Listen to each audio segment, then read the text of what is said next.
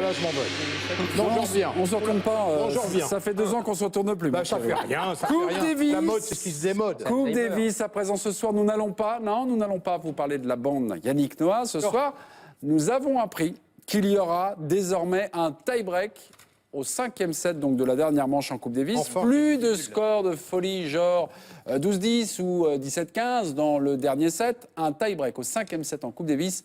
Est-ce, comme dirait l'autre, une révolution? Benoît Mélin, bonsoir. Bonsoir.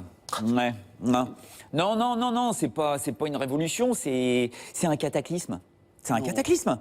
Et ça vient encore d'ici, là, de Santiago, du Chili, où les membres de la Fédération internationale de tennis sont réunis depuis le début de la semaine. Alors je sais pas, c'est peut-être l'altitude, la pollution, ou peut-être qu'ils infusent leur tisane avec de la feuille de coca. Je sais pas, mais ils moulinent du neurone, ils n'arrêtent pas.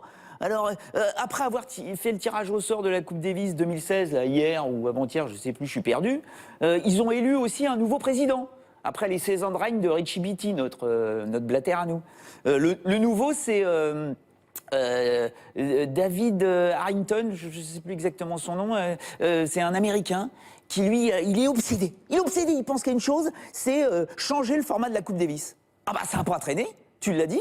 Dès l'année prochaine, le 5e set, en simple comme en double, se jouera au tie-break. C'est terrible, ça me trouve. C'est comme si tu assassinais Homère. C'est comme si tu tuais l'héroïque. Sans rire. Le 15-13 de Clément Rosset dans un match de 5h46 de folie en Coupe Davis en 2001, ça n'existera plus. Le 18 que tout le monde a vu dans le 5e set du 5e et dernier match de la finale de 96 entre Butch et Kulti, qui donne la victoire à la France. C'est fini. C'est fini. C'est fini l'épique. C'est la fin d'une époque qui a écrit les pages les plus glorieuses d'une Coupe Davis qui a quand même plus de 200 ans. D'accord ? Et sans rire, on pille petit à petit notre patrimoine tennistique. Tout ça pour faire revenir comme ils disent, soi-disant, pour faire revenir les meilleurs joueurs.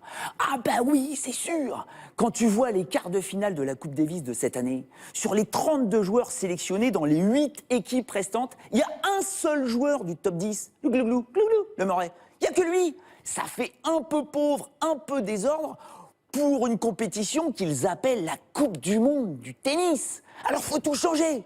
Ils parlent même de compacter la Coupe Davis en 15 jours.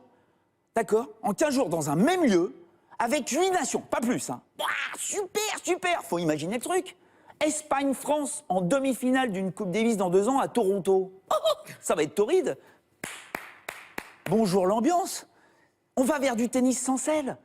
Sans goût, sans saveur, sans chaleur, du tennis qu'on oublie.